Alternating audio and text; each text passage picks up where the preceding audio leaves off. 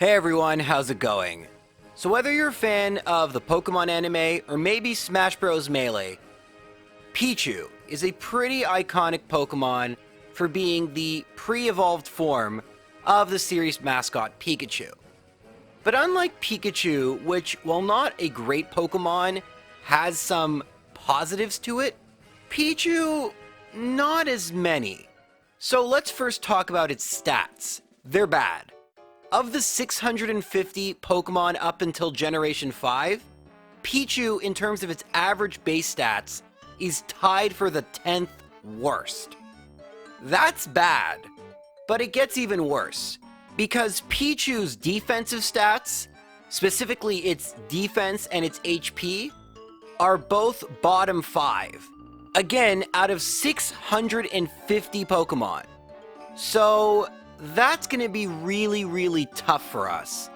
But it gets just a little bit worse, because while its move pool isn't awful, especially because we're in Generation 3, and there are quite a bit more moves that Pichu can take advantage of, it's still not great. And as you could imagine, the very first gym leader, Brock, won't be super easy. As you can see, because there are no TMs at this point in the game, we don't have any attacking moves that can hit either Geodude or Onix, but we do have a move that could kind of indirectly do damage in Sweet Kiss. This is a 75% accurate move that confuses, so kind of like halfway between Supersonic and Confuse Ray. You get this move as soon as you hit level 11, and I tried to battle Geodude, and it just isn't working. I mean, could you theoretically knock out the Geodude? Of course. Every turn, there is a 50% chance that it hits itself in confusion. That being said, think about it. It needs to hit itself, what, 5 or so times? The math isn't in your favor, plus you can see how much damage Geodude does to me when I'm hit by one of its tackles. That strategy wouldn't be super effective, no pun intended. So that's when I thought I'd level up a bit and then use Struggle. Now, if you remember Generation 1, Struggle is pretty bad because it's a normal type move, and half the damage you deal gets dealt right back to you as recoil. While in Generation 3 it's typeless, and it's only a quarter. So it's definitely better. However, Brock's Pokemon have super high defense, and with that recoil damage, plus the damage I take back from tackle and whatnot, eventually I can knock out Geodude, but trying to get past Onix was just not even close to happening. Literally every hit could be a critical hit, and I still think at my current level I wouldn't win. So I had kind of two options. I could either level up to like level 30, or I could try and get creative. And I opted to try and get a little creative. And here's what I wanted to do. For the Geodude, if I leveled up high enough, I realized that I could probably knock it out using Sweet Kiss and hitting it in confusion before I took too much damage. Because although you wouldn't think these moves are typically useful, both Charm and Tail Whip may come in handy. Tail Whip will decrease Geodude's defense and thus increase the damage it takes when it hits itself in confusion, so I can try using that. And Charm, well, that would decrease the amount Geodude would do to itself in confusion, but it would also decrease the damage it did to me. However, because of that confusion damage that I needed, at first I opted not to use Charm, and so I manipulated my power points. I used up all my Thunder Shocks, all my Charms, and I had just 10 Leers and 4 Sweet Kisses remaining. The idea was to knock out Geodude before I took too much damage, use the final Sweet Kiss on the Onix, hope it hits itself in confusion, and struggle to victory. Unfortunately, even though the strategy showed some promise, Onix was not happening. And for those of you who think Generation 1, Onix sucks in Generation 1. It has Tackle, Screech, and Bide. Gen 3 Onix is no joke, using Tackle Bind, which is way better, although not as cheap as in Gen 1, and Rock Tomb, and that's the real scary move. A 50 base power, same type attack rock move, well, that does more than enough damage, so I had to alter my strategy a little bit, introducing Charm into the equation. I wouldn't use it on Geodude, but I would try and use it on Onix, and pretty much getting past the Geodude at this point because I am leveling up, was guaranteed. And part of leveling up was trying to, well, level up, and part of it was manipulating my power points, especially the Thunderbolt, required me to knock out quite a few Pokemon. And thus, my final battle with Brock was at level 19. And you can see I'm using the same strategy I used before, but since I'm now level 19, the Geodude's tackle does less damage. So that was really important, and made it a lot easier to get by the Geodude with more health. In this case, 31. You may also notice when it hits me with tackle, it gets paralyzed. Static actually will affect any Pokemon. And that's really great, not gonna lie, but didn't end up making too big a difference. So the Geodude knocks itself out with Confusion, and now I'm gonna set up a Charm right away because if Onix hits me with Rock Tomb, that's awful.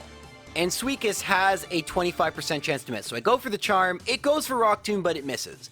Honestly, best case scenario, now I hope Suicune hits, it does, and Onix hits itself in Confusion, that's pretty good. So I set up another Charm, it snaps out of Confusion, hits me with Rock Tomb, but now it's not doing very much damage at all. And ideally, I actually would have one more Suicune and less Tail Whips, but I don't. So I set up the Charms, and then you can see me going for Tail Whip. I have 3. And meanwhile, Onix, sure, Rock Tomb isn't doing much damage, but Bind, automatic 2 damage at the end of every turn. It's starting to add up. Finally, I go for Struggle. It does half damage, but it's going to be very close with Recoil. One more Struggle. Okay, 2 HP, so it's not 1 HP, but that was close. This took me, I'd like to say, 30 or so attempts to get right. And even with the proper strategy, it's still incredibly luck-based. Unfortunately, at the beginning of the game, especially with a Pichu, you either have to level up to like level 30 or get some luck. I opted for a little bit of luck, and hey, we got by Brock. That was a very scary battle. And now we can move on to Misty or Rival number 2, and you'd think I'm high level enough that both of them should be easy, but they're not. I figured Misty would be easier. I mean, Pichu's speed isn't terrible.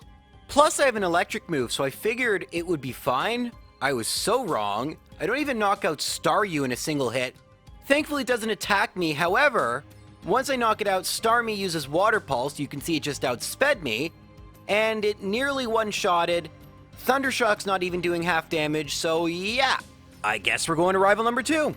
Rival number 2 is also awful because, well, Pidgeotto is just as trolly in this game as it is in the original Red and Blue, and so it can lower my accuracy, and hey, my defense is terrible, remember that? So it can deal a ton of damage, and once I get past it, Rattata still has Quick Attack, and you can see I'm using Mega Kick. Right outside of Mount Moon, you can actually get Mega Kick in this generation, which is great. It's 120 base power, and that makes it much stronger than Thundershock, even though it's the same type. I mean, it's not even close. And it's much better against Bulbasaur because it's not resisted. However, making it to the Bulbasaur with any amount of health is difficult. Finally, because I got a critical hit and no Quick Attack, I was able to make it past the Pidgeotto with tons of health, actually at full health. Rattata didn't use Quick Attack, so I was able to knock it out with a single Mega Kick. 25% chance that misses, but thankfully didn't get it there. Abra still can't attack. And then I nearly one-shot Bulbasaur with Mega Kick, but it uses Sleep Powder. Not as bad as in Generation 1 because I can't attack the turn I wake up. It goes for Vine Whip, and even though grass moves are all special in Generation 3, it makes what's called Contact, so it can use Static. This is actually where the physical special attack split kind of came from. But regardless, I wake up, go for Thundershocks, it's 100%, and knock out the Bulbasaur. So while it was kind of cool to learn that, didn't end up resulting in anything too meaningful, and we can make it through this next area without too many issues. There is another Onix, but with Tail Whip and Mega Kick, it's really not that bad. And yes, I could have taught Mega Punch, but I was willing to forgo 10% accuracy to get that massive increase in base power. I do save before a lot of these battles, we're not at the Elite Four yet. So once again, I don't have a lot of options, going for a little bit of luck, I'm not going to complain. And so now I have to decide, do I want to go to Vermilion and gain more levels, or should I try to beat Misty right now? Well, I'm already here, might as well try Misty. Well, Thundershock now does one-shot Staryu, but I'm still outsped by Starmie. Water Pulse isn't as devastating, and Thundershock is doing around half, but unless I get a lucky paralysis, I'm not winning this battle. So it's time to go down to Vermilion, and I would get Body Slam here, except TM8 doesn't exist. You can't actually get Body Slam through a move tutor, but it's in a different location, and we're not going to actually use it. So that's disappointing, but we are going to battle rival number 3, and because we're at a much higher level, he's not as bad as rival number 2, even though he's got some evolved Pokemon. And this one took 3 battles because we're relying on Mega Kick for long portions. Pidgeotto would be a 2-hit KO, but I got a crit, so that already is pretty lucky, plus it didn't go for Quick Attack. Raticate didn't go for Quick Attack either, and Mega Kick hit. It also hit Kadabra, which I've lost to because of confusion. And then Ivysaur, it's not a 1-hit KO, I don't get the crit, but it misses with Sleep Powder, which is only a 25% chance of happening. There actually is something I could have done, which we'll talk about in just a second, but I'm able to knock out the Ivysaur. And that's a good segue into what I do next, because there is something we can do in Generation 3 and beyond, which is very helpful. It's using other Pokemon, yes, but they're not being used in battle, and I've done it in all my previous Gen 3 runs. And that is Pokemon with Pickup. On Route 6, there are Meowth, and Meowth have the ability to pick up 10% of the time when they're in your party and you win a battle, you can get a random item. There's some pretty useful items. The berries, like the Chesto Berry, which I could have used to not fall asleep here. Rare candy, nuggets, and something I don't want to spend too much time on, but can be a complete run changer, TM10 Hidden Power. Now briefly, Hidden Power can take on any type, and its damage can vary based on your IVs, which are set when your Pokemon is created. Now, I do reset for decent IVs, but I have no idea what IVs my Pichu actually has, so I have no idea what Hidden Power I'm going to get until I use it, and hey, with Super Effective against a normal Pokemon, it's Hidden Power Fighting. That's not ideal, it's not bad, and it will come in use a couple times, especially against that very annoying hiker. However, had it been Hidden Power Water, Grass, or Ice, which is what I was hoping for, there are a few sections that would have been far easier than they were otherwise. Anyway, now that we have cut, we could face Lieutenant Surge if we could use it outside of battle, but we can't do that, so it's time to fight Misty. And if you're wondering why Pichu doesn't know Thunderbolt yet, again, it only learns a few moves, and Sweet Kiss was the last one. So we're stuck with the moves we previously had. But the truth is, as long as I can outspeed the Starmie, I mean Staryu comes up first, outspeed, knock it out, no surprise, but I should win. However, I don't outspeed the Starmie. Water Pulse hits, does pretty good damage. I use Mega Kick because I was wondering if it would do more than Thunder Shock, but as it turns out, I was actually in a speed tie, so I hit Starmie with Thunder Shock. Good thing I didn't reset, and that's badge number 2. 2 badges in 13 plus minutes is usually not a good sign, but the truth is, we have gotten through one of the harder sections of the game. Trust me, it'll get much harder later. But this is where it calms down just a little bit. Lieutenant Surge being an electric gym leader, not going to be too problematic, and we will be able to get Shockwave. It's no Thunderbolt, but it is better than Thunder Shock. So Surge's team is exactly like Red and Blue, albeit with some different moves. So again, leads off with Voltorb. I use Mega Kick and miss. Shockwave does very little. I miss again with Mega Kick, Screech, that's not ideal. Finally, I hit with Mega Kick. Yeah, that's why I don't love using it, but 120 base power, can't complain, I guess. Now, Pikachu I know has horrible defense, so I went for Hidden Power Fighting, and it does knock it out. I wasn't sure if it would, but that's 100% accurate, so alright, good. Now, maybe Mega Kick will knock out Raichu, I'm not really sure, and I think it probably won't, so I go for Hidden Power. My thought process was if it did half, I could just use another Hidden Power and not have to mess with that 25% miss chance. Well, Raichu retaliates with a Thunder Wave, which isn't great and unfortunately does affect me in this generation. It then goes for Quick Attack, and with that Screech from the Voltorb earlier, it did quite a bit of damage, but thankfully Mega Kick hits. That knocks out the Raichu, and that's 3 gym badges. Not bad at all. So now we're going to make our way through Rock Tunnel. I thought I'd have stuff to talk about here, but thanks to Hidden Power Fighting, I don't. And now we make it to Celadon, and if you remember my Red and Blue runs, I have a specific route I like to do, but we're going to have to change that up. Giovanni, well, he has 2 rock Pokemon, even with Hidden Power Fighting that could be difficult, and Kangaskhan might be challenging as well. So I'm going to try doing something else first, and there's something really important I can do in Celadon City.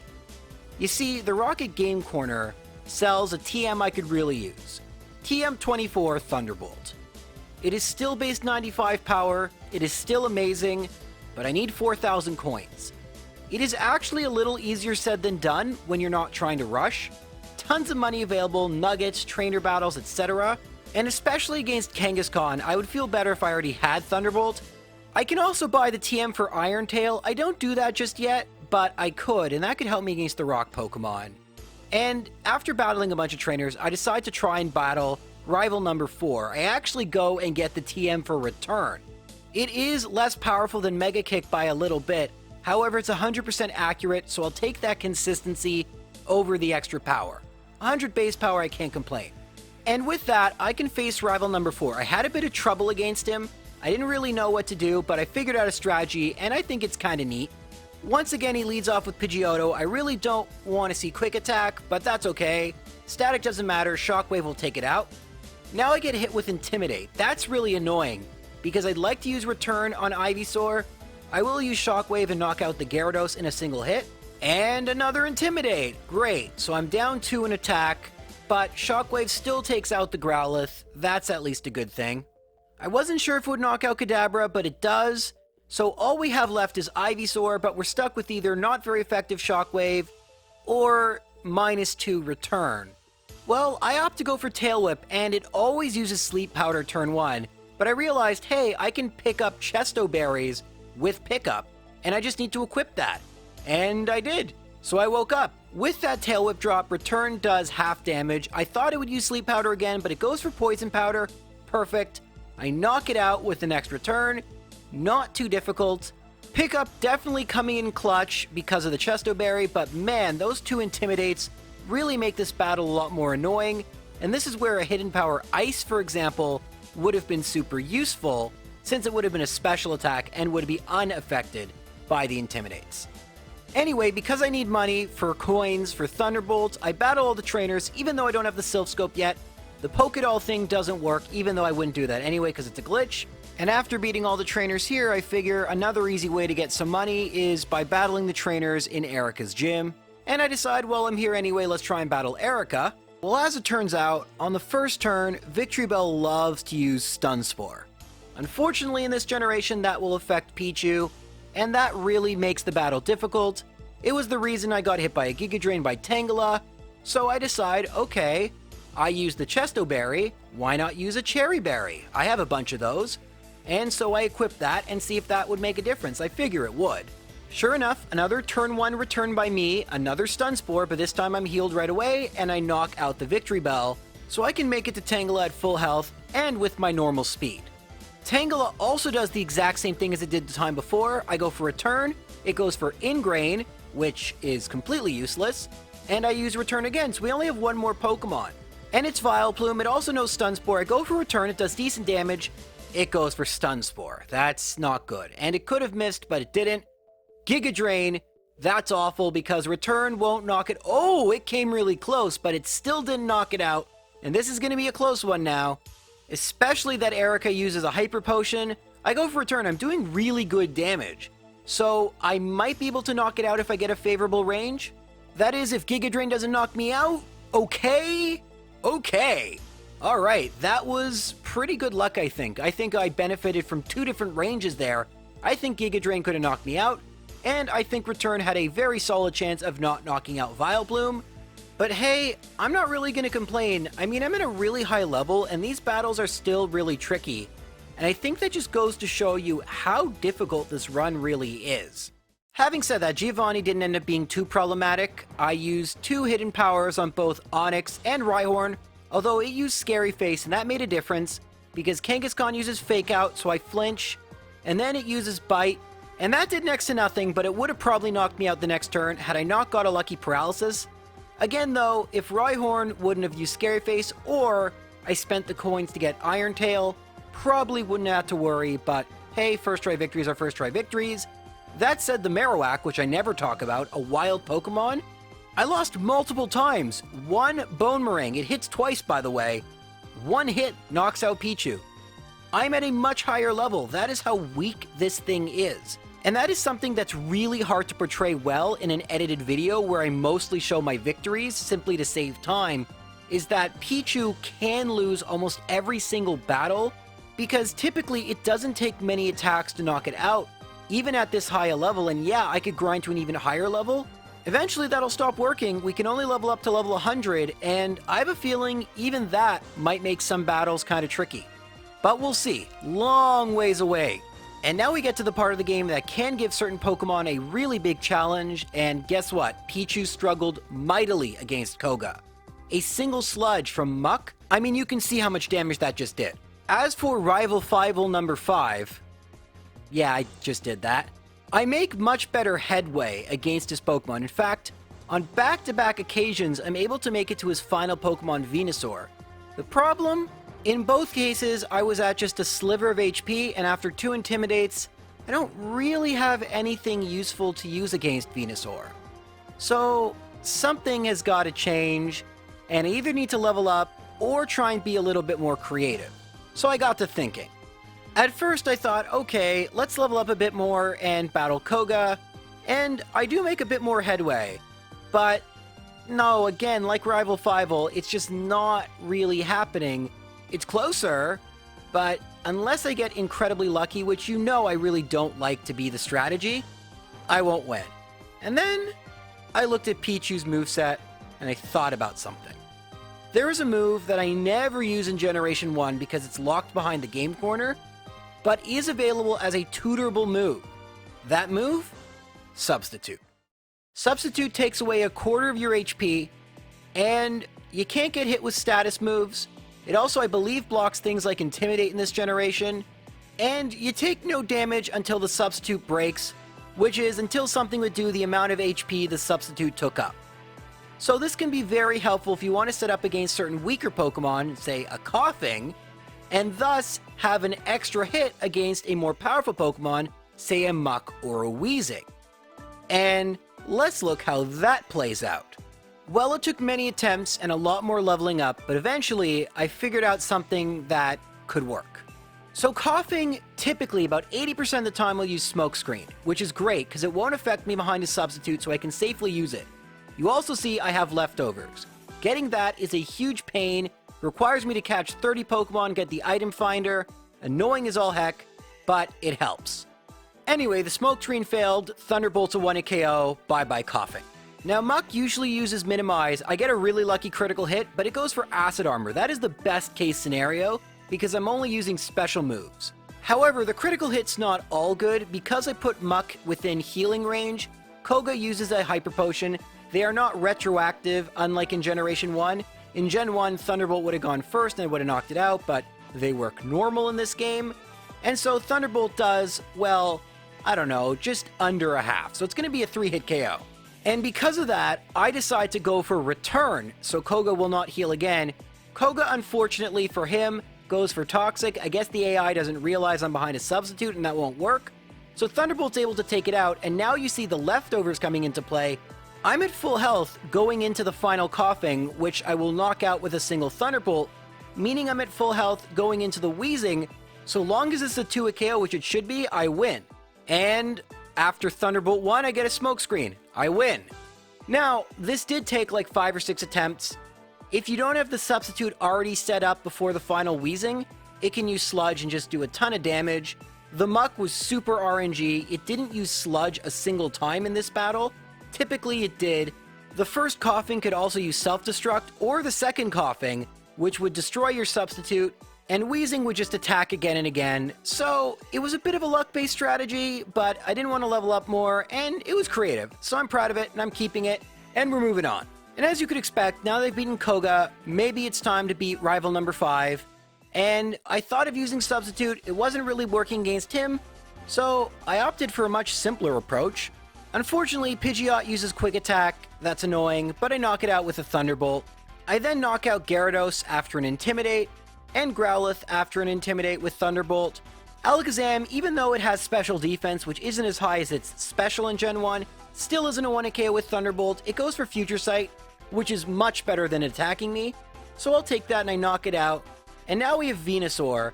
It also likes to use Sleep Powder, so I have a Chesto Berry equipped just in case. And the trick I figured out to beating Venusaur was Seismic Toss, a set damage move that does my HP as damage. Does way more than Thunderbolt and is unaffected by Intimidate. It was a 3 KO, thankfully Venusaur misses with both its Sleep Powders, but I did have a Chesto Berry just in case it hit one.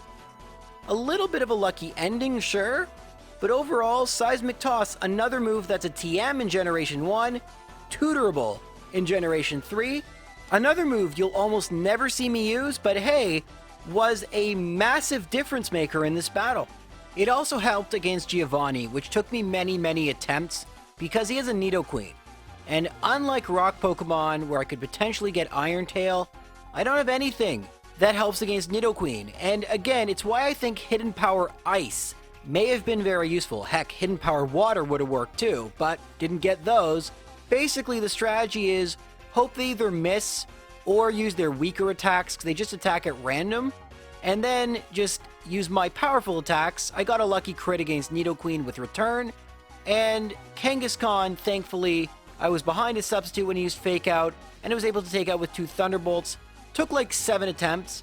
This video is going to be pretty long, so I don't have time to talk about every single battle, but Giovanni I definitely could have battled more trainers and leveled up. I was thinking of doing it, but since he's not a gym leader, I didn't mind just using a bit more of a brute force method, and moving on to the final 3 gym leaders. Sabrina, Blaine, and of course, Giovanni again. Well, Sabrina ended up being pretty easy. Return was a 1 KO both on Kadabra and Mr. Mime. Against Venomoth, I decided to do something clever. I was hoping Thunderbolt would be a 1 KO, but it's not. It uses Psybeam, thankfully no confusion. Now I'm convinced Sabrina's going to heal here, so I decided to go for Substitute, and I was right. She does heal. Now I'm hoping Psybeam won't be enough to knock out my Substitute, but I guess we'll never find out because Thunderbolt critical hit. Bye-bye Venomoth. Will Return 1 KO Alakazam? Will I outspeed Alakazam? I don't know. Will I outspeed? Return does almost all its HP, but since I'm behind a Substitute, nothing can really happen. Healing wouldn't really accomplish anything because I would just outspeed and knock it out before it could attack anyway, but guess what? Healing really didn't matter because it was a range. I just knock it out in 1 hit, and that is Gym Badge number 6. Kind of a weird sort of difficulty wave we're getting of really tough, followed by pretty easy. So what camp is Blaine in? Camp difficult. And I'll just show you what basically would happen. I'm able to knock out his first 2 Pokemon with Thunderbolt, but then we have Rapidash and Arcanine. Fire Blast from Rapidash is not enough to knock me out in 1 hit, but it gets very close. And even though I can knock out Rapidash, I can't really knock out Arcanine. I'm doing about half, but I need to be able to knock out Rapidash in 1 hit, and then maybe I can survive an attack from Arcanine, I don't know. But I try everything. I try Substitute, I try Light Screen, I tried using every single tool I had in my tool bag, and no matter what I would try, Blaine would win. And that usually says I need to level up. Unfortunately, Pichu does have a pretty limited moveset, so I only have so many things I could do. I even tried getting a Magnet, which is really annoying. Because I'm in a solo run, I can't use Thief because Pichu can't learn it. So I actually have to just catch a bunch of Magneton. Thankfully, the 6th Magneton, there's a 5% chance they're holding a magnet. So that was pretty lucky, it only took 6. Sometimes it takes like 40, but this is the type of stuff I do. Oftentimes, I don't even talk about doing it, but in the Feebas and Ditto run, there were sections like this where I try and get an item that took a really long time. Anyway, spoiler alert, even with the magnet, which boosts my electric moves by 10%, it made a negligible difference. In fact, I couldn't even tell it was really equipped. It wasn't knocking out Rapidash, so I just had to level up more and use the magnet, and then hope that was good enough. So now I'm at level 65. Again, Growlithe and Ponyta knocked out in a single Thunderbolt. Rapidash, it still isn't. In fact, I go and check to make sure I actually have the magnet equipped, because I thought he'd be dealing more damage. Now, truth is, I could have used Substitute and maybe tried to get a little sneaky here, but as it turns out, it was a range. The next Thunderbolt knocks out Rapidash, so perhaps I'll just reset and hope I get the range or get a crit. You know what? Whatever. I'm at level 66.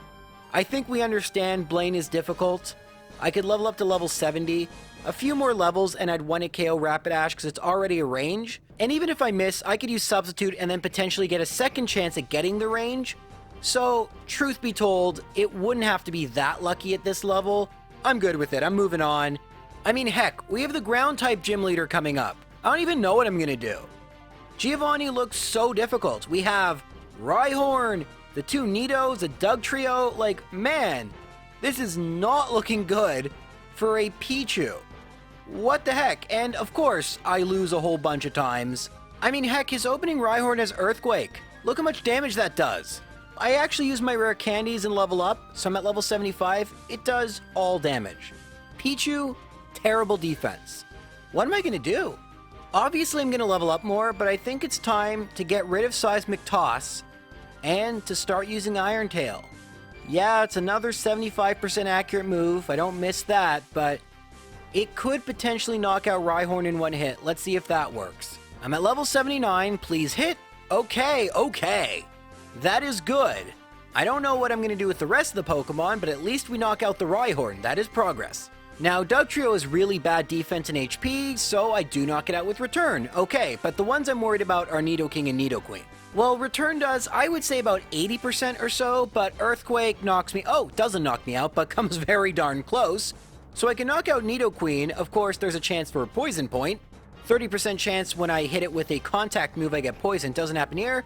But unless this is a 1-hit KO somehow, it is not. Nidoking just uses Poison Sting and knocks me out. So, closer, but still not all that close, to be perfectly honest. Well, I'm out of ideas. We're almost at the end of the game. There are a whole bunch of rare candies I missed because they're in totally different locations than they are in Generation 1.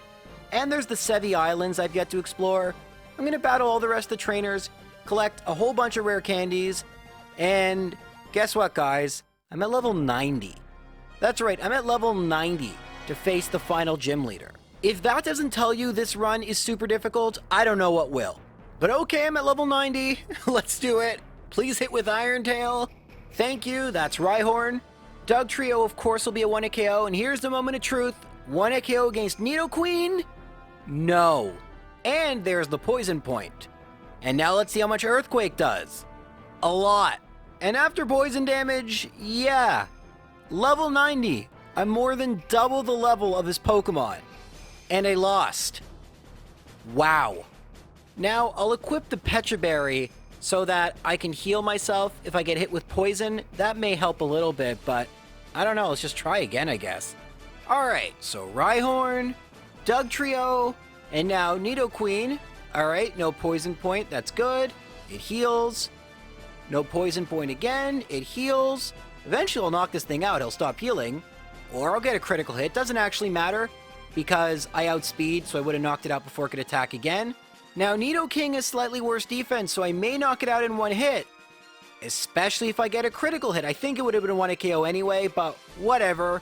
Now we're on to the final Rhyhorn. It's not a Rhydon. I keep forgetting that. In Red and Blue, it's a Rhydon.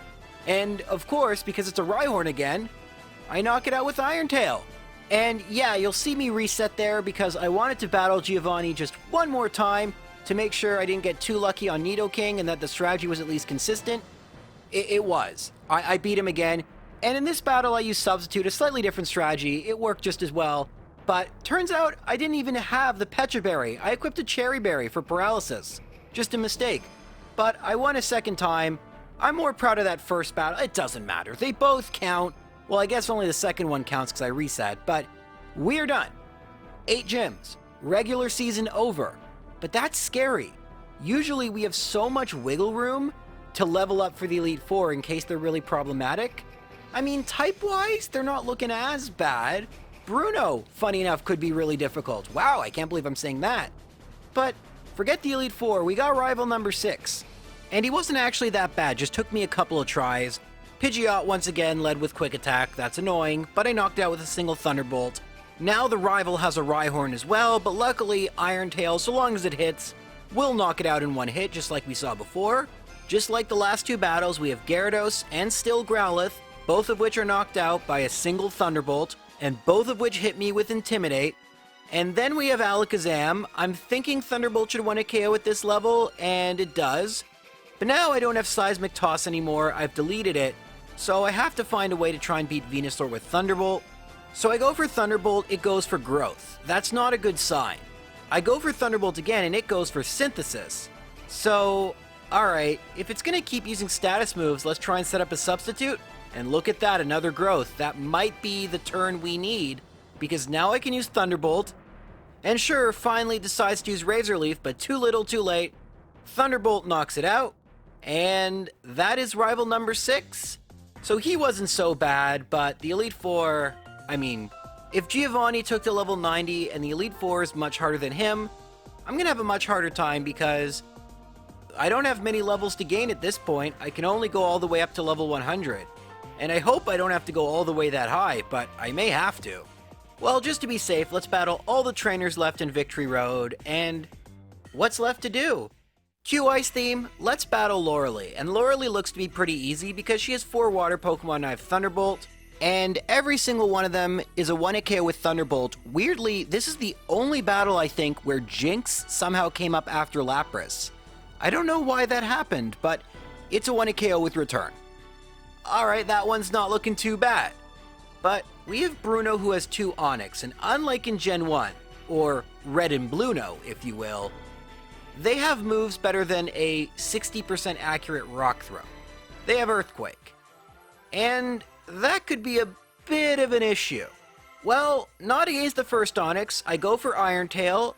Obviously I could miss, but I don't, and I knock it out, but I don't get the 1-hit KO on the second Onix. Even at as high a level as I'm at, still Onix survives on a sliver of health. It does have fantastic defense, mind you, but man, that's rough. At the very least, Earthquake doesn't knock me out, but it really doesn't matter, because I'm at 11 HP, and Hitmonchan has Mach Punch, which it's probably going to use, but I don't even get that far. Bruno heals. I go for Return because I didn't see the defense drop, but it didn't matter because I missed with Iron Tail. That Return is simply so Bruno won't heal again, but with the defense drop it wouldn't matter. But yeah, this is a bit of a problem. And while in Red and Blue losing to Bruno is kind of a joke, in this game, especially with Pichu, he's no joke at all. And in fact, I would spend about the next hour or so trying to find ways to defeat Bruno. And as you know, I don't save in between battles, not that it really matters at this point. We're so early on, and Loralee is consistently a sweep. So it really just wastes a little bit of time, but the long and the short of it was this. That second Onix needs to be a 1-hit KO for me to have any chance, and until I got to like level 99, and I'm not kidding about this, it was a very unfavorable range. And so it would happen once in a blue moon, like at level 96 and up, but until 99 it wasn't consistent. And so I would lose time and time again to Bruno.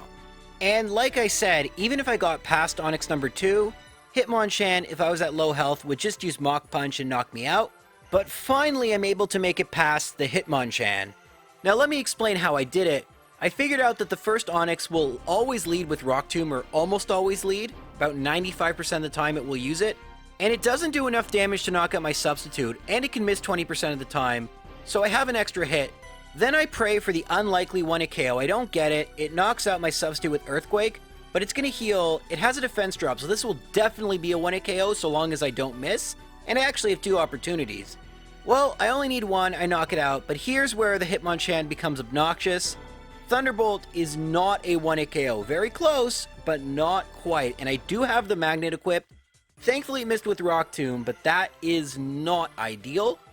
Hitmonlee is slightly worse defensively, so Thunderbolt actually will knock it out, so I finally make it to the Machamp. Well, Thunderbolt does decent damage, about 80% I'd say, but Cross Chop does, well, the rest of my HP. So yeah, about a dozen or so attempts, and the furthest I've made it in the Elite Four is Bruno's Machamp. It's going great. And usually this is where I say, but on my next attempt I made it back in 1. Not at all. Yes, I could level up and make it easier, and as you could guess by what I said earlier, I am going to eventually do that, but just getting to the Machamp took me 12 more attempts, and of course I lost it. This time, I was at barely any health, like 20 or so. Very, very frustrating. So Bruno definitely exacting his revenge for all the times I made fun of him in Red and Blue. Finally, I make it past Bruno at level 98. The strategy you pretty much saw, I just didn't use Substitute. Iron Tail, Iron Tail. Now Thunderbolt does knock out the Hitmonchan and the Hitmonlee. The Machamp thankfully doesn't go for Cross Chop. I don't know if it would have been a 1-hit KO, but it went for Bulk Up. Thanks to that Citrus Berry, it doesn't actually heal, so I'm able to finally make it to Agatha. And in FireRed LeafGreen, Agatha is dramatically easier than her red and blue counterpart. She isn't as much of a lottery, and in fact, she's actually a total joke and is pretty much the same as Lorelie.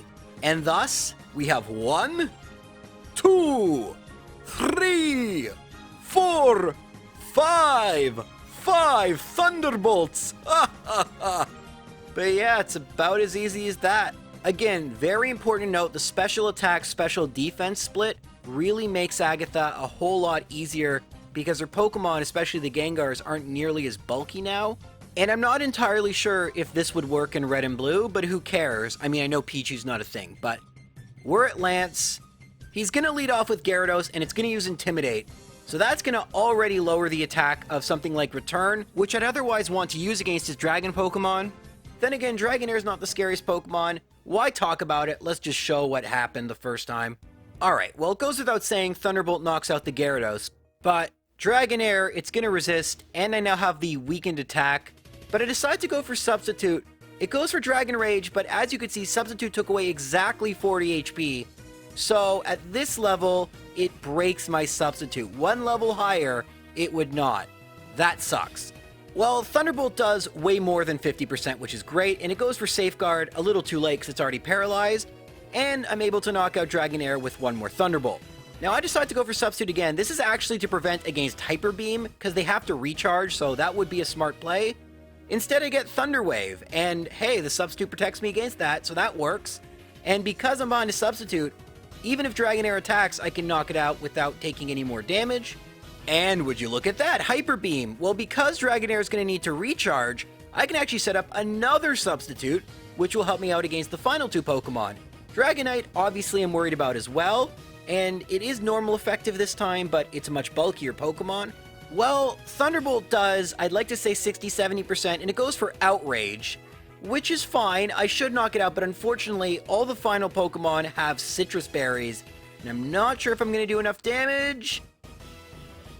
That sucks. And I'm knocked out. So close. Alright, well this time I actually can say I make it back to Lance on my very next attempt, but it does not go as well at all. In this battle, after knocking out the Gyarados, Dragonair decides to use Outrage, and I simply have no way of defending myself.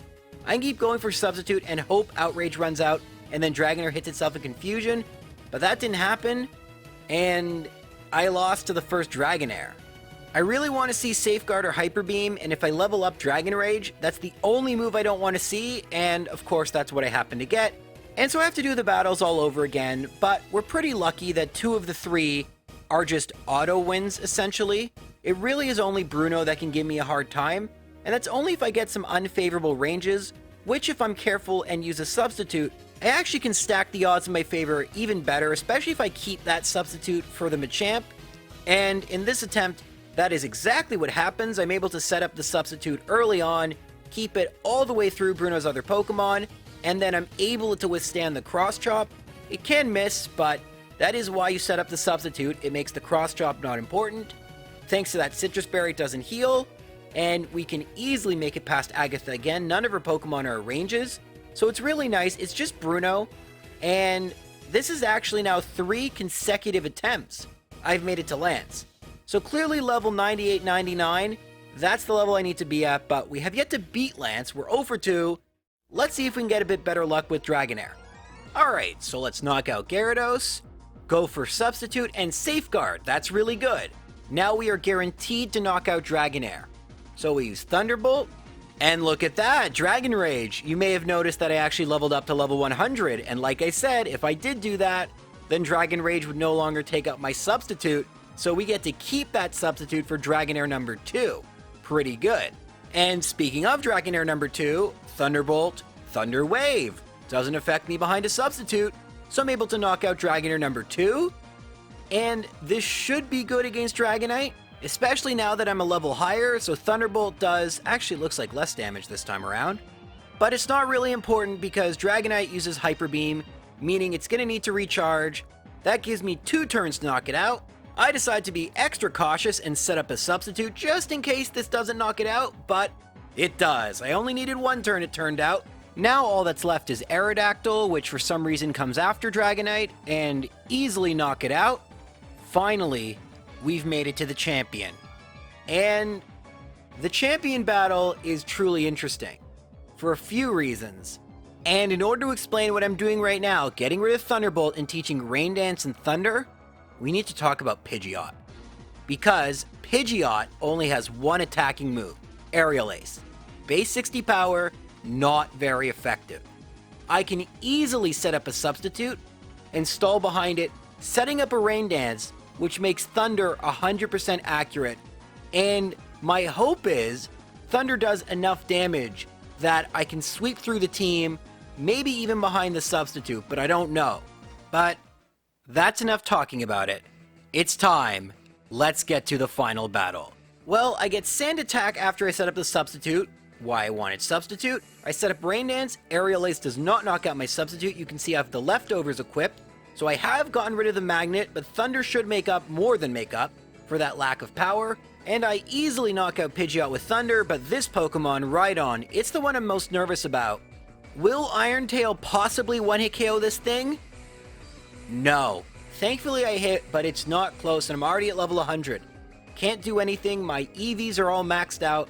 This is as much damage as I could possibly do.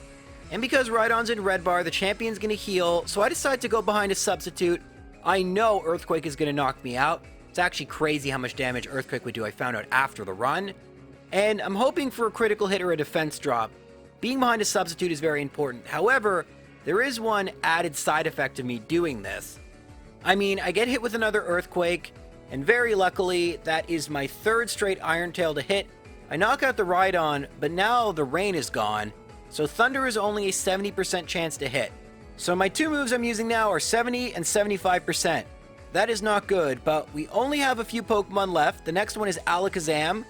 This thing can use Reflect or Future Sight, but unfortunately, I set up a substitute, Psychic, another substitute, Psychic. Alright, it's not cooperating with me. Let's go for the YOLO Thunder. Will it one-hit KO? Yes, that is very good. Unfortunately, I wasted a ton of HP with those two failed substitutes, and I really would like to be behind one for Arcanine, but that's what happened, and of course we have to get through Gyarados first, and Thunder could miss. But so far, all these moves have hit. Crazy luck so far. And I knock out Gyarados, but I don't think my luck is going to continue. I don't think I'm going to do enough damage even if I hit. Alright, here's the moment of truth. Do I knock out Arcanine?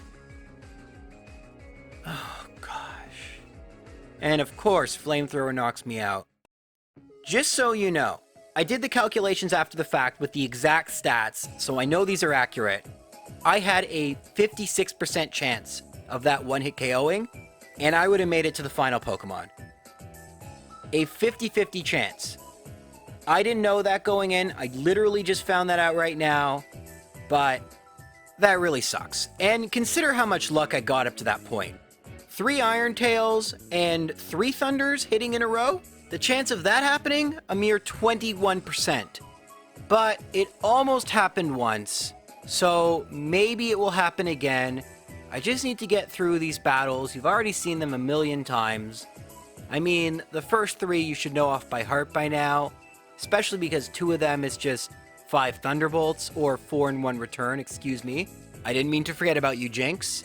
Lance, similar to what you've already seen, Lance ends up being a bit of luck depending on what he does. If the first Dragonair uses Outrage, you lose, but in my experience, having done this a bunch of times, it's not very likely. It seems like just a solid 1 in 4 chance that he won't use Outrage. And considering I'm able to get through the first 3 Elite Four members consistently, this is now my 4th consecutive time making it to Lance, I'm not really too devastated about a 1 in 4 chance. And I'm really glad we leveled up this much, because it's nice when the Elite Four are so consistent. But we're back at the rival. I'm going to try the Thunder strategy just one more time, and hopefully it all works out. But to increase my odds just a little bit more, I equip the Magnet. That would guarantee a 1-hit KO if I make it to Arcanine, but I have to make it there. And it doesn't start off on a good note, not at all. Because Pidgeot decides to go for Aerial Ace turn 1, and Aerial Ace turn 2 and knock out my substitute, and because I don't have leftovers, I don't really have a ton of HP to spare. I do knock out Pidgeot, and this time you may have noticed to offset the luck of using Iron Tail, I decided to use Hidden Power, and I was hoping it would be a 2-hit KO. And, well, after that hit, it looks like it might be. That looks like it did about 50%. That's pretty good. Even better, Rhydon went for Rock Tomb, which missed instead of Earthquake. So I still have my substitute up. And now I just need a decent range to defeat Rhydon. And I don't get it. And you know what? I wish I knew this at the time. That was a 4% chance. I had a 96% chance of a 2-hit KO. And I missed. Yeah. I abandoned Hidden Power. And looking back, that was the play. I just got really unlucky. I figured that I got a good range, and this is the thing, I unfortunately discovered these stat sheets after the run when I was trying to find some information, and I often don't do damage calculations before my runs. It kind of ruins a bit of the mystery, and had I done so, I probably could have had an easier time with this Rhydon. Because, as you could expect in other battles, the problem would be missing the Iron Tail. Since I went back to that thinking it was the more viable strategy, and that does annoy me when I look back and see I made a mistake like that. However, there is one positive for me not using Hidden Power. I mean, the chance I get not just Hidden Power fighting, but as good a Hidden Power fighting as it is, which looks to be about base 65-ish power, which is amazing for Hidden Power, that just is not very likely. And sure, I could get an even better one like Water or Ice, but, you know, at least Iron Tail is something any single run, I will get it. And that is what I ended up using, albeit due to lack of information. And unfortunately, as we talk about this, I'll mention that my 4 consecutive Lance battle streak had been broken. This actually took quite a while to get back to the champion.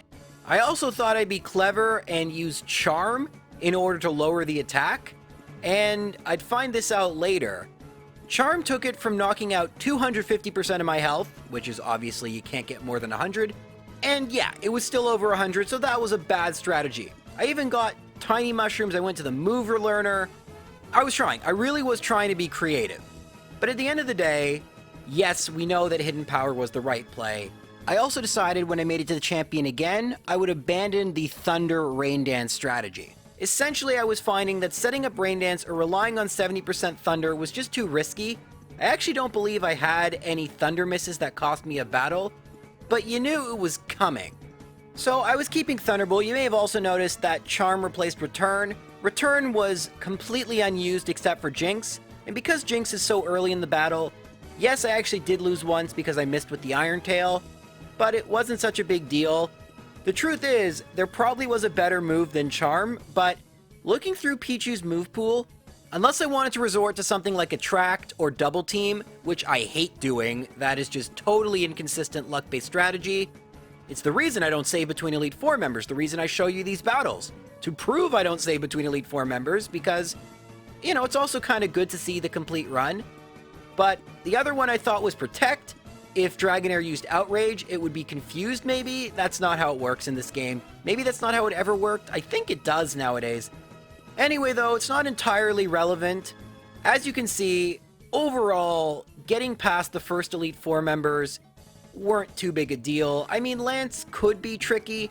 Thankfully, in 6 of my 7 Lance battles after the first one, he cooperated, and I got pretty decent moves.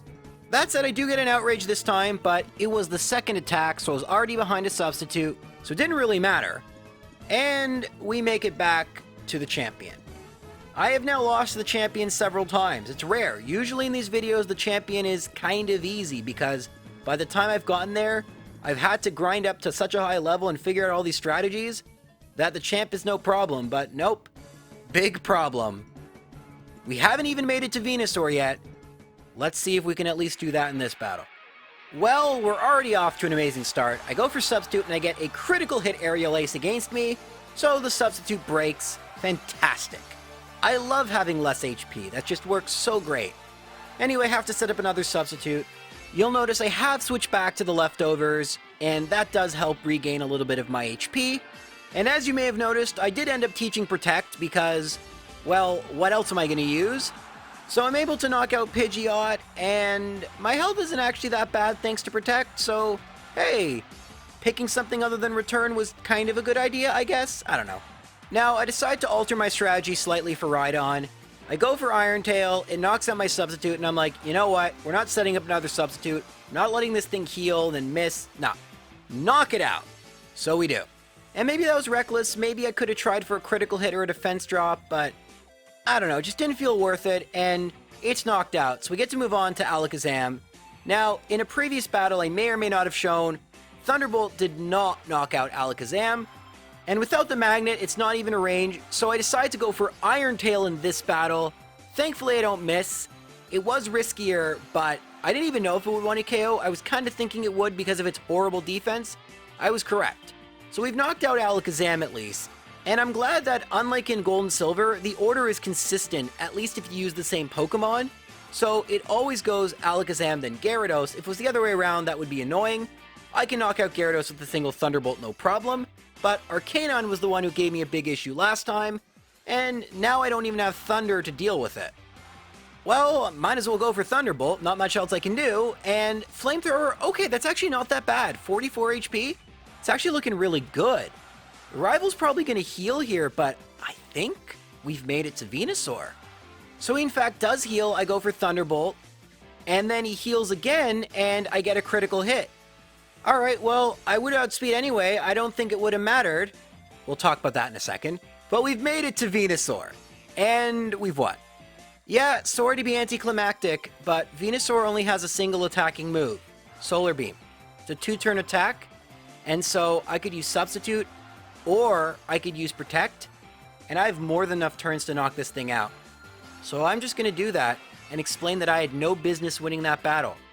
Arcanine should have used Extreme Speed instead of healing, and I would have been done. So, while this isn't Red and Blue, bad AI and bad movesets allow me to eke out a victory. Wow. Just a crazy, crazy run, and I really love that Gen 1 bad AI Red and Blue finish. I didn't even think about Extreme Speed till after I'd knocked out the Venusaur, but we did it. We've beaten the game with just a Pichu. And that was one of the most difficult runs I've ever done. And I thought this would be difficult, but one of the most difficult, that surprised me. And we're almost at an hour, so that's all for this video. I know a lot of you want me to do round 2. I'm going to tell you the truth. Bruno has Steelix. Round 2 is possible, but I'd use Attract or Double Team. And that just to me isn't very interesting, and the video's already long enough. And frankly, I like to keep the videos consistent. In some of the games, there is just a ton of post-game content, and you have to call the run at some point, and it just makes the most sense. So thanks for watching. I have many more challenging videos. If you haven't seen the Magikarp Gold and Silver run, go check it out. It's really fun. And I stream on Twitch now, so I do even more difficult runs on Twitch that we'll never get on YouTube. So links will be in the description. Thanks for the support. Enjoy the videos. Take care, everyone.